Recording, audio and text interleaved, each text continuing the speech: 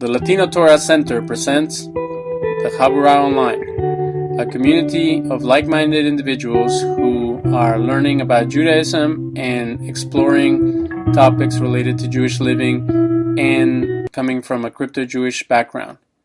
Our guest is David Ramirez, a former counselor to the board of directors for the congregation Es Chaim, the Spanish-Portuguese Jews of Houston. He's an independent researcher on Sephardic Spanish-Jewish history and currently lives in Mexico. Our topic is the surviving Jewish communities in Latin America, which have encountered much religious persecution since their massive exodus from Spain. There was a thriving Jewish community in the Iberian Peninsula for centuries. As early as the 10th century, Jews were forcibly baptized, bringing about the phenomenon where they practiced Judaism underground.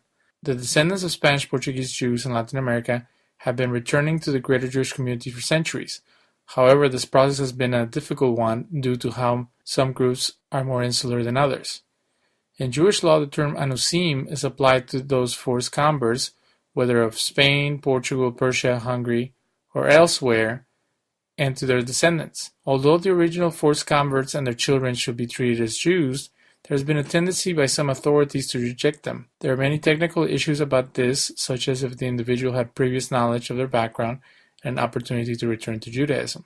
Many Hispanics whose families are aware of Jewish descent and wish to be accepted as part of a normative Jewish community face difficulties. Without conversion or formal return, they often find themselves marginalized in the synagogue or temple, unable to marry in the synagogue, or unable to settle permanently in Israel. David Gidlitz, in his 1996 book Secrecy and Deceit, demonstrates that conversos in Spain, Portugal, and the New Spain, now known as Mexico, continued to uphold the Jewish law, practices, and traditions held by their forefathers well after and during the Inquisition. They also formed communities holding services in the homes of all Christians who were sympathetic to the Jews and having their own leaders and prayer books.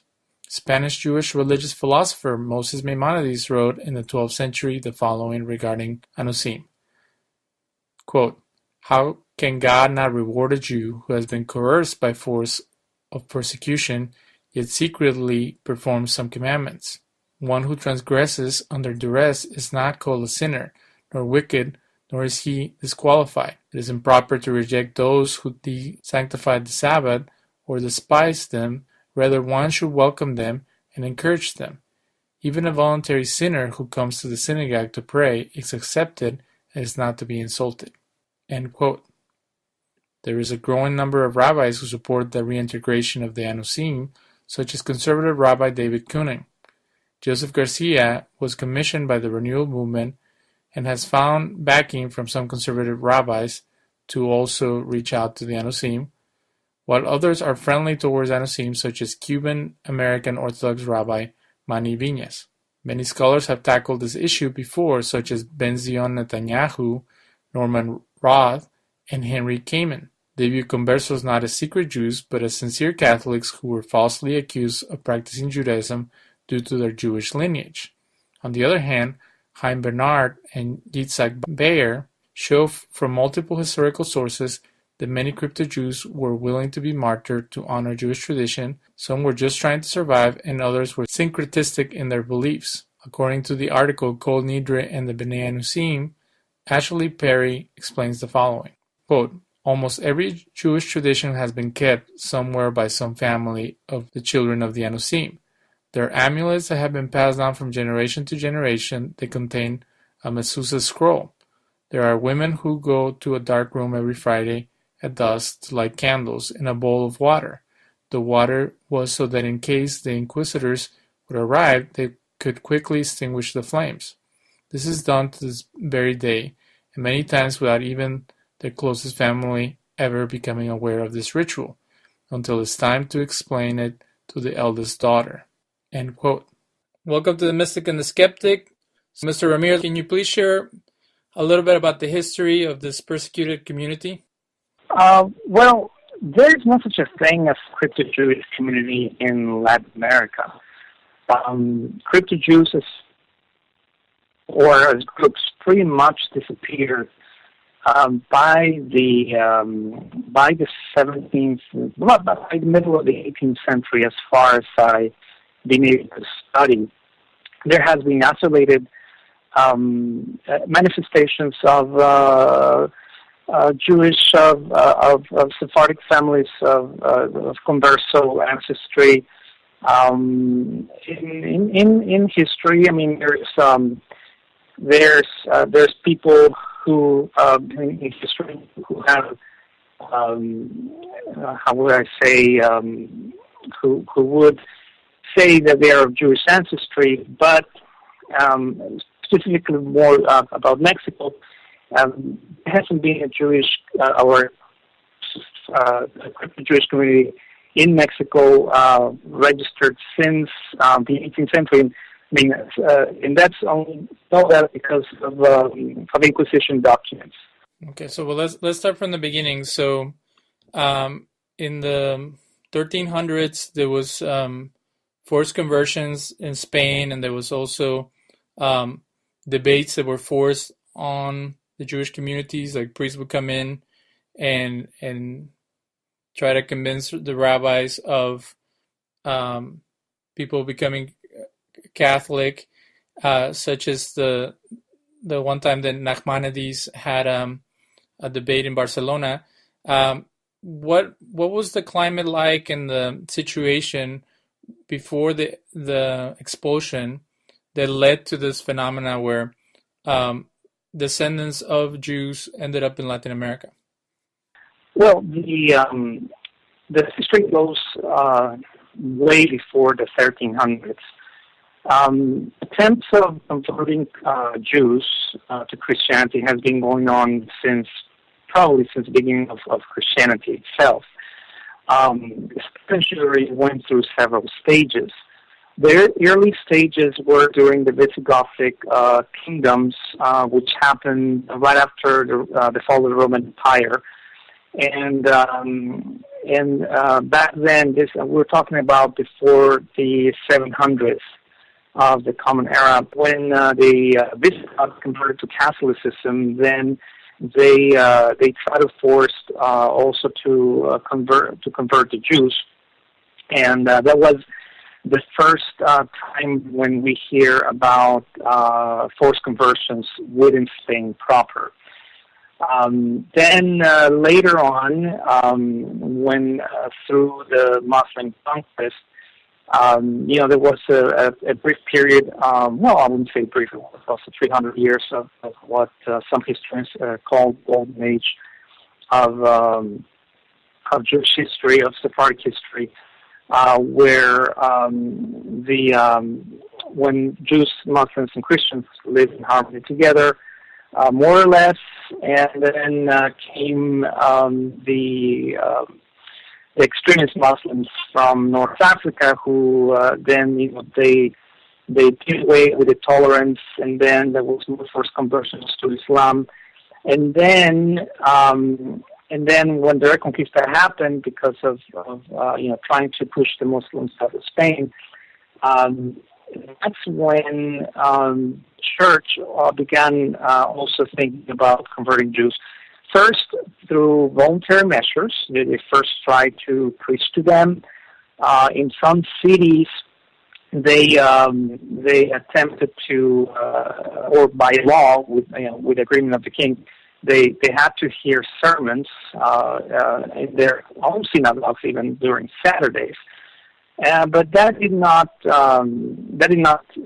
have many results for them.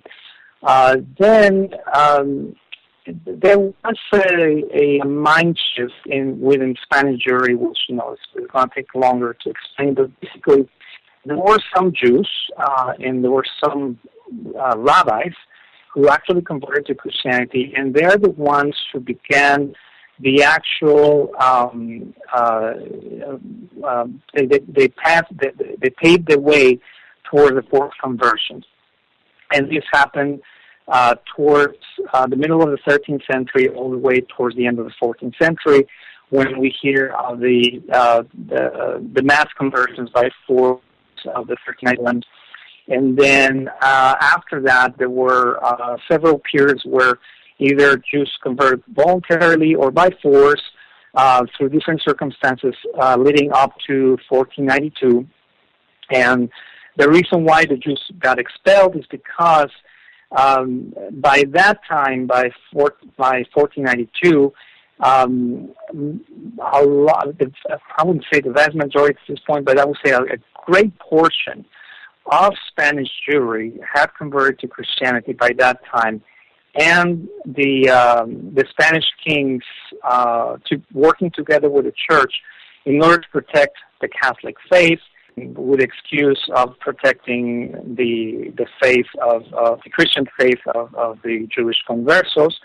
Then they thought, well, we really cannot separate them, so might as well get rid of the Jews and just keep the conversos, and we'll resolve the problem. Now, how these conversos ended up in Latin America, that happened actually at the time of the European discovery of the New World by, of course, Christopher Columbus, and we all know that story. As you may well know, there were some Jews who traveled with Columbus. There were some converso Sephardic Jews traveling with Columbus, and there were also others who traveled with Cortés. And then the rest is history. There were large contingents of converso Jews illegally gone to the New World because by law the conversos were not allowed to travel outside Spain.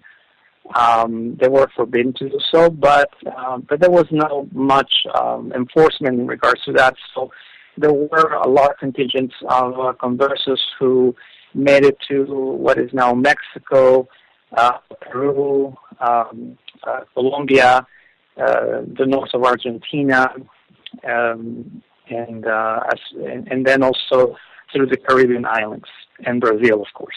So why were the Spanish Catholics feeling so threatened by the Jewish community at that time? And then when did it turn into hunting down conversos who were reverting back to Judaism or doing Jewish practices? Because it seemed like they were so worried about anybody who had any connection to the law of Moses. What was their thinking behind that? Well, according to legend, and this is not really documented in history, but there's the legend that they got influenced by the Spanish priests who were trying to convert the Jews. By the way, not all Spanish priests were in agreement to forcibly convert the Jews. Actually, in canon law, which is the law of the Catholics, it is forbidden to convert someone to Christianity by force. But once it's done, you cannot. I don't know if this is the case today, but back then you could not revert back to your old religion. You were Christian by faith and forever tied to the body of Christ. And if you broke that, if you attempted to break that link, then you became an infidel. So I don't know if you ever live in Latin America or in a Catholic country, but very, very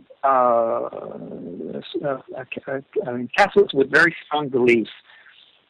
They feel threatened by other religions because, first of all, in the traditional Catholic mind, other people who are not part of of Christianity, or like in the version of Christianity, Catholicism, they are not part of the commune, and therefore they're going to go to hell. And that's basically it. So whatever threatened that concept, it was persecuted. It was a criminal offense to attempt to go back to your own religion. In the specific case of the conversos, was reverting back to practicing Jewish law. This is something that is understood from the beginning of Christianity. Christianity was founded with the sole idea to get rid of the old law, meaning the laws given to Israel. Imagine if that's your reason to be, your raison d'être, if you try to go back, if you were a Jew by religion, you convert to Christianity, and you try to go back to Judaism, that is like the capital offense you could ever think of. So, and this is above any other religion. For example, just just to illustrate this concept, when the Spaniards came to the New World, and specifically to what is now Mexico, the vast majority of the population was pagan, right? And they practiced ritual sacrifice and whatnot. But the church tried to convert them either through voluntary measures or through forceful measures, and but they gave them like leeway. Okay, if a indigenous person of Mesoamerica practiced their religion, it was just a matter of time for them to grow out of it, and they eventually did through a lot of across generations. But a converted Jew could not do that. If you were discovered practicing the law of Moses, you were automatically held suspect and eventually condemned if you could not repent from whatever the church accused you of. So can you please explain the types of approaches that taken by different Jews in this situation? We have to understand that, it was pretty much get out of the country. Like when they were in Spain, they got kicked out and sent to other countries in the Mediterranean, or they ended up coming illegally to the Americas. But how did people justify this act of taking upon the religion of the oppressors, and how did they keep their practices hidden as a way of kind of sticking it to the man and not letting their heritage to be destroyed? Because it's portrayed by Jews of other parts of the world as that you can never be a Jew again once you've given up your faith, and it's this idea like the real Jews were willing to die to stay Jewish, and then the other ones just gave in and became something else. It was more complicated than that, right?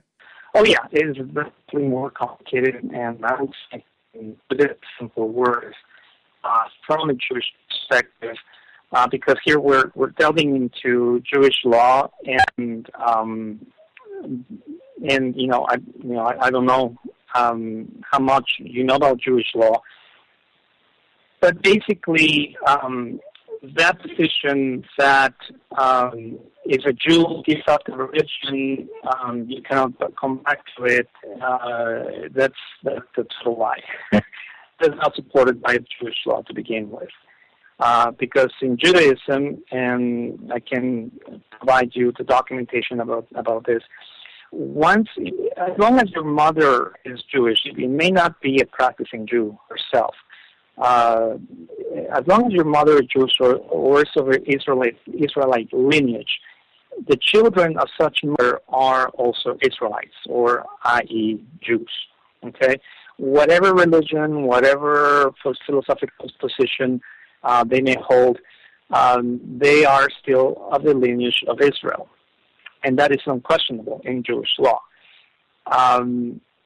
Now, such people who grow outside Judaism are given a special status by the rabbis, which is called Tinok Shenishba, which basically means a person who is grows up in a foreign religion. And such person, Maimonides, which is one of the greatest sages of rabbinic sages of all times, he says in his he codifies in his masterwork in the Mishneh Torah. He says, even though such person, and he calls him Anus, even though he was not technically forced, he was born into someone else's religion because he was misguided by his parents. we should not treat him harshly. We should welcome him. We should, try to convince him to go to practice against Jewish law, and win him with love. Basically, is what Maimonides say. Are you familiar with the book "The Last Jew" by Noah Gordon? So, in the last 20 years, fictional books have been written about the expulsion and the forced conversion of Jews in Spain and other parts of the world. And in that book, the premise is that the guy, the last Jew, was the only one that didn't get forcibly converted. So it's almost like a hyper Maimonidean perspective of every Jew that is born is an Israelite until their full potential as a real Jew gets manifested by their actions or their acceptance of the faith. So what they're saying is that the moment that you change faiths or give up on Judaism, now you're not a Jew anymore. And that's what that book says. Like, pretty much the reason that they know that that guy is the last Jew is because he hid while they were forcing everybody else to convert. And then he's the last Jew on that part of the world. And it's like a romantic idea. And we know from Maimonides' response about martyrdom, he even allowed for Jews to go underground and submit themselves to Islam in a previous persecution for them to be able to survive. So was there already allowances within the Jewish community to kind of work within the system to stay alive, and then once you make it to a land that there's more freedom, then you can go back to your commitment to Judaism? Well, first of all, whatever Maimonides says is not something that we can say he allows or he doesn't allow. I mean, Maimonides himself is not the Supreme Court of Israel. Maimonides only rules according to the tradition held up by the rabbis who preceded him. Okay, so whatever he says, it is something that is according to what tradition has upheld. In order to understand this, one has to be aware that throughout the ages, of Jewish history, there has been periods of forced conversions. The most, for example, the Maccabees. The period of the Maccabees was a time when a couple of high priests were trying to liberate Israel from the Greek Ptolemaic oppression, who declared Jewish law illegal, declared every Jewish practice illegal, circumcision, so forth and whatnot. They told the Jews to go ahead and worship Zeus and to practice Greek religion, basically.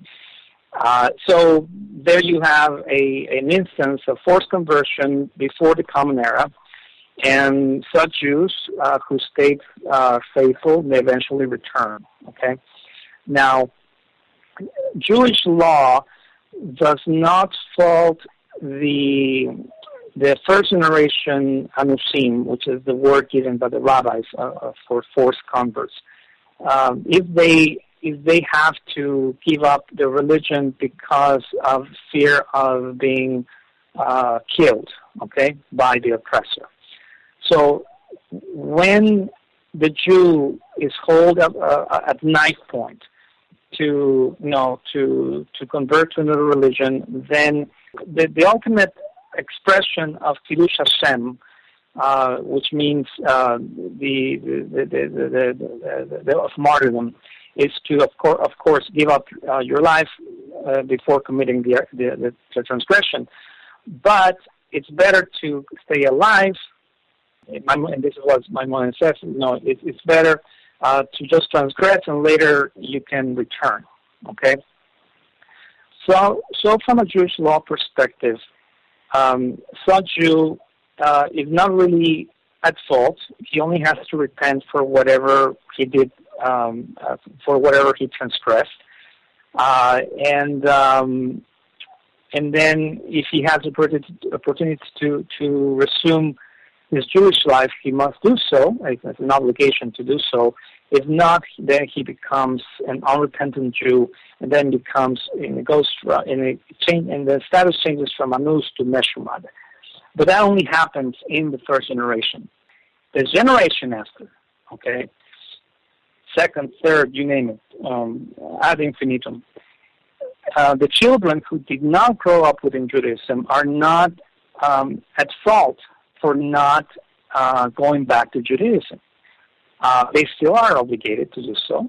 But if you don't, it's like a child. A child may do something wrong, but he according to the morals of or what have you, but he doesn't really know he's doing something immoral if he's not told.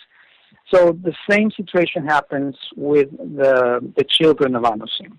Can you give us some examples of the lengths that the Inquisition and people who hated Jews at that time went to hunt down possible infidels? Or, I've heard researchers in crypto-Judaism say that the Inquisition didn't really persecute Jews, but they're using a very small, a very limited definition of what it means to be a Jew. So were they persecuting bad Catholics, or were they persecuting Jews? And from what I see, since their focus was anybody who's practicing the law of Moses, it was like a anti-Jewish, anti-Semitic approach they were taking. Okay, one thing that I have to say, and I don't mean to be arrogant about this, the vast majority of so-called crypto-Jewish researchers are not really basing their opinions on what the rabbis say on Jewish status. That to them is immaterial. They are going according to a scholarship that has been developing for the past 200 years, and mainly by Ashkenazi scholars, as Franco-German scholars, who have profiled the issue of the Spanish conversos in a different way from what the rabbis actually did. So we have to be very careful about what the so-called crypto-Jewish researchers say and what they actually say on the matter. And from a Jewish perspective, we have to first profile the issue from the point of the rabbis, not from the crypto-Jewish researchers who, most of them, know nothing about Jewish law. Okay? So we have to be very careful about that. Now, having said that, in regards to your question, the Inquisition did not persecute Jews, meaning those Jewish people who did not get converted were not part of the people they thought as infidels, okay? Because A, they were not Christian. B, since they're not Christian, they belong to a different religion. If they do something that is contrary to Christian religion, they're not really breaking Christian law, okay? That only happened after the Jews got converted to Christianity, okay? And at that moment, when such crypto-Jews, if you want to call them that, they attempted to practice the law of Moses, then that became a capital offense. Now, to what lengths did the Inquisition reach to persecute these crypto-Jews? Well, there were several measures, but the most insidious one was to utilize their own family members of crypto-Jews to snoop on them, okay? They also created what, and don't quote me on this because I'm not, I forgot a lot of this information, but there was a body which they call familiares. The familiares were people in your town, your neighbors, who were trained to look for certain traits to see if someone was suspect of practicing Judaism. And they looked at every small detail, even down to the to the way people cook food, if you plant a tree in front of your house, things that may indicate to them any Jewish practice. There's a wonderful book written by David Gitlitz that records the foods that conversos ate, and according to Inquisition documents. And he gives a very lucid explanation of how the Inquisition used food and cooking techniques to identify crypto-Jews. So tell us about the purity blood laws. So even after people converted, they were still discriminated, not because of their sincerity, but because of them being new Christians. So is that where the term anti-Semitism developed, and why were they using racial lines to discriminate people who had already joined their team? Well, this goes back to I don't know how to describe it, but in European culture, especially in Germanic culture, there was an obsession with being pure-blooded. Okay, in Spain, the Visigothic rulers, they were very particular about this. I mean, the very word blue blood, which denotes royalty, is the issue of being having light skin and being able to see your blue veins. That's where that concept comes from, and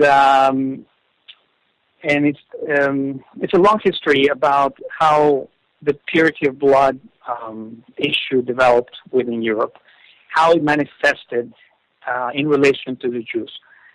But once the Jews and also the Muslims got converted to Christianity, then you had three different types of castas or case within Spain. They were not considered, for example, racial in our modern concept, but castas were specific groups who were not part of the main lineage, and it had to do both with your genealogical descent and as well as your religion. So, if you did not meet the concept of all Christian, which came from the notion that you are from these all Christian families who go back all the way to the Visigothic period, then you were not considered a pure all Christian. So when after 1492, if you were not able to prove your old Christian lineage, then you were not considered part of this special group who tried to get all the benefits from society. Even though under the law, Christians, all Christians, whether they came from Muslim background, Jewish background, they were supposed to be equal. In practice, because of envies of these groups, they were not allowed to access certain universities. They were not allowed to gain certain political posts. So the relationship became stratified. In the case of Jewish conversos, along the generations, some were able to fake documents, or also what happened a lot, the converso families married into the old Christian families, and that way they could gain access as an old Christian would, and then they could get rid of that obstacle. But since Catholics get very careful records at times, if you got discovered that your grandmother was a converso Jew, even though all your life you were brought up as a Christian and you were thought to be a pure Christian, And that was it. You were branded for the rest of your life. So when people say, why did they assimilate? Why did they join the greater culture? It seemed to be like a impossible situation. If you joined, you got persecuted. If you didn't join, you got kicked out. If you sincerely believed their religious view, you were always held suspect. If you reverted back to Judaism or practiced Judaism in hiding, you were afraid for your life at any moment. So, all these years pass by, and people keep on saying, well, if they would have stuck to their guns, if they would have taken a stand, there would still be a Jewish identity that they could relate to. So what happened? You said that in the 18th century, most of the hidden communities faded away. What has been happening lately that has brought this issue back to the forefront? Well, you're asking two different questions. One, why did the crypto Jews did not fight to maintain their identity? And two, what is happening today with the modern day descendants? Am I right? Well, how can you expect people to not assimilate when there's a lot of peer pressure? And I think that's kind of a cop-out, given that in our age, most Jews are assimilated. So why are you blaming the crypto Jews who had the pressure of the Inquisition to assimilate? And today, when no pressure, a lot of Jews are assimilating. So, that is a very sorry excuse. They're not very compassionate towards these people. We have to view it. We have to put ourselves in their shoes. And really, there were so many manifestations of the assimilation, non-assimilation trend that it's difficult to describe everything uniformly. As for what is happening today, well, I'm of the opinion, as well as other people who are in this type of research, that the vast majority of what people call crypto Jews today may or may not be actually of crypto Jewish ancestry. For several reasons,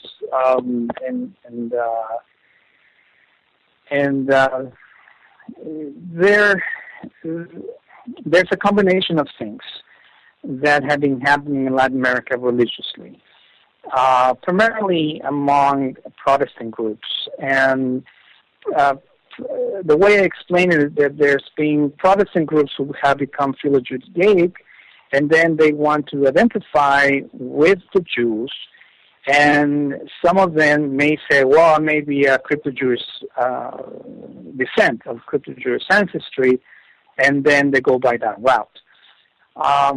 But it's in my experience that the 90% of these people who come forward to say, well, I'm crypto-Jewish because whatever reason they think the crypto-Jew is supposed to be, and may not actually be crypto Jews. And I don't mean to offend them in any way. I've talked to some of them. I respect their resolve to become Jewish, and some of them actually end up converting either in the United States or in Israel.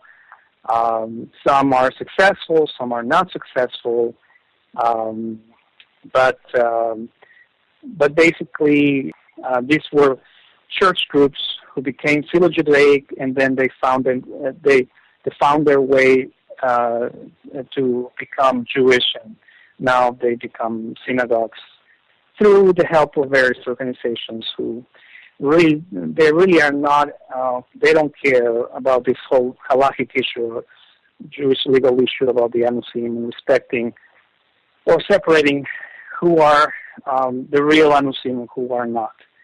And that is a very difficult thing to explain. Do you feel like that there is a mystical aspect to the people who truly return, in the sense of there's some Jewish sources that would say that people who are Jewish, they were already at Sinai, and either if they convert or they reconnect with their ancestry, that there's something ontologically different about them, and that they're just coming back to their true identity? Or is it just a legal thing where if you can prove that there's an unbroken connection, then you can be brought back in? Or like, how do you see it, or is it both a mystical and a legal process? Well, let's first clarify, in today's Jewish world, there's no such a thing as an unbroken connection. Because from a paper trail, the Ashkenazim most of Ashkenazim don't have any papers that go further than the 20th century. Most Ashkenazi names that we know of actually were coined toward the end of the 18th century, because in the areas where they lived, they did not keep very good records. So when people bring the issue of unbroken connection, that's pardon for the expression, that's a bunch of hooey, because their own synagogue records have been destroyed through several persecutions.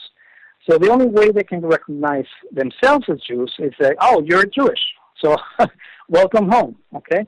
The way it has been done also in Sephardic communities. In Sephardic communities, traditionally, there was no issue. If someone showed up at the door who came from Spain or from Portugal and who said, I'm a Jew, okay, don't have they didn't have a reason to doubt him, and he was welcome back. Unfortunately, that is not the case today, and that is because a lot of people ignore how it was done in generations past. We're talking about, this was done all the way through the beginning of the 20th century, and I don't know if you got to read some of the material I've uploaded on the internet, but the latest instance of this acceptance was done by Rabbi David Solapul from the Congregation Shed of Israel, who helped the former Anusim of Oporto, Portugal, to return to Judaism. And as far as I'm able to, being able to study from the records, there were no conversions done on those people. So, sorry to digress, but what was the second issue? I forgot. The second question? The mystical aspect of it, that if people are truly Jewish, that they will... Well, that's a very complex thing to answer, because you have to be very knowledgeable of Jewish law. See, Judaism is not something, it's not a religion of beliefs. It's a religion of practice. Everything in Jewish law regiments the way you lead your life, what you eat, how you relate to others, how you behave yourself. There's very little escapes in regards to human behavior with Jewish law. And if you understand what these behaviors ought to be, then you should be able to identify those Jewish behaviors in the Anusim, in the Spanish-Portuguese Anusim. Let me give you an example. One of the most one of the customs who are still kept today by a lot of who come of Jewish ancestry throughout Latin America is throwing an egg that is found with a dot of blood in the yolk. And this is a rabbinic injunction. This is not something you find in the Bible. This is something that you find in the codifications of Jewish law that go back to 2,000 years. And this is a rabbinic injunction. In order, as you know, we're not, as Jews, we're not allowed to eat blood of animals. So one of the One of the injunctions includes also not eating an egg that has a dot of blood in it. So, but there's like an innate uncomfortability with doing things that are not allowed in Judaism. Like, even though people were trying to survive, there's still a sense of like personal disdain for trying to do things that they were either forced or because of the situation they had to do. I know that there's some stuff about if you're forced to eat a piece of ham in front of a minion, you rather die than do it. But if you're by yourself, it might be different because you're not desecrating God's name in front of everyone. So it seems that there might be a connection with that.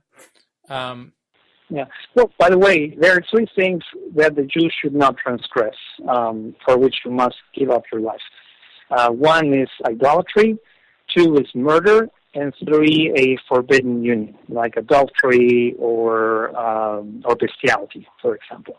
If someone forces you to do any of these three things, then as a premise, one must give up one's life. Eating a piece of pork is not a big deal. It's an averah, it's a sin, but it's something you can repent later. Now, let me differentiate between doing things in public and doing things in private. The issue that you find in documents that people would eat pork in public in order to dissimulate their Judaism doesn't mean they actually also did it in private. There are many traits of Jewish observance that have been kept in families of Spanish and Portuguese Sephardic ancestry that are unmistakably Jewish. Of course, there are some who are more. It comes in different colors. There are some who may, for example, who don't care about keeping kosher, for example, like eating pork and eating shrimp, but they may be very punctilious about, not eating blood, for example. So it comes and goes. It really, there's no specific format that fits all. You mentioned the historical and genealogical researchers that have a different mode of addressing this issue, but there is a growing number of rabbis from different movements in the Jewish community who support the reintegration of the descendants of the Anusim or the forced ones, such as David Kuning, Joseph Garcia, Manny Viñas, Peter Tarlow. It is, but from what I've seen, it's kind of like a patronizing top-down approach that of course, people have to be accountable to the religious leaders, but it usually comes from people who don't have a connection or a history with the crypto-Jewish movement, and it's always like you mentioned, people who are detached from the experience. So, are there descendants of the Anusim who are leading the call for reintegration and who are kind of expressing a true form of Judaism that goes from being hidden to actual established? Because it seems like some people want to perpetuate this idea of being a hidden Jew and that you're in this like victim position. Are there people who, within the ranks of the descendants of the Anusim, are building up communities and growing and passing on the traditions to their children? Well, let me start by saying that most of these people or I would say all of these people, I wouldn't say most, I would say all of them, as far as I know, they, even though they are very sympathetic to those who claim to be Anusim, they're still putting them through some sort of process of conversion, okay, which is not necessary. Second, most of those people are not part of the Sephardic tradition, and which is, Sephardic tradition is considered Orthodox, although it's not really Orthodox, and that's another subject to explain. But the issue is very complicated, and those who are seeking to recover their Jewish roots, there's a lot of options out there, a lot of confused options, and people take what they think is best or what better accommodates their beliefs or their situation in particular. And there really hasn't been any unified effort as of lately, as far as I know, because it's again, there's a lot of options, and there's a lot of, as far as I know, there's a lot of indecision and apathy. The thing is that the issue of returning anusim has to be managed by rabbis from, preferably a traditional Sephardic congregation, and because that's the way it's been done for generations.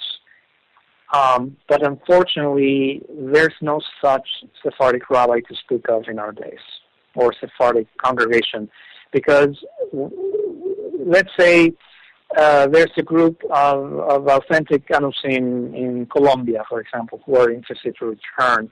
If there's no Sephardic congregation willing to guide them or to train them, it's very difficult, because in order to lead a fully Jewish life, you actually have to learn from other Jews. You have to be immersed in that world, and it's very difficult with the distances to really accomplish that.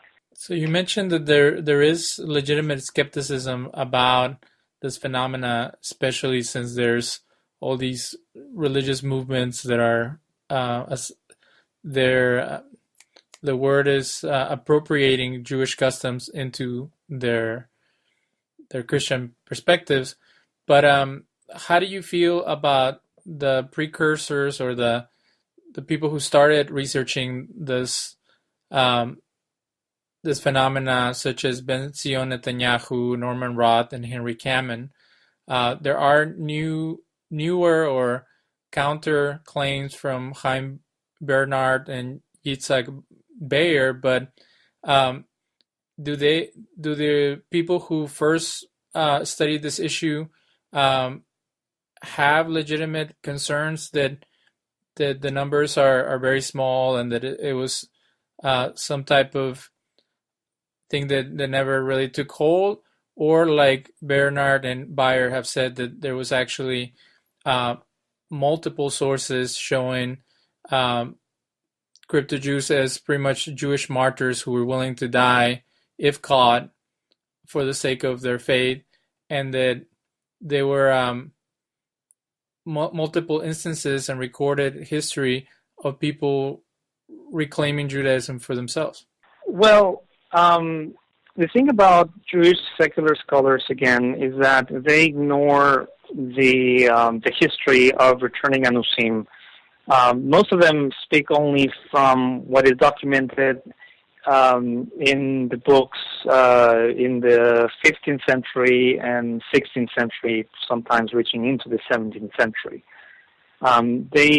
Most of them don't speak about what happened in between. And there hasn't been a lot of research done on that. There are a few books, and there's some references to it, but you have to know where to look them up. How this influence the current situation, I think in some ways it has, in regards to the skepticism the Jewish community holds towards the descendants of Anusim. But, people don't know any better.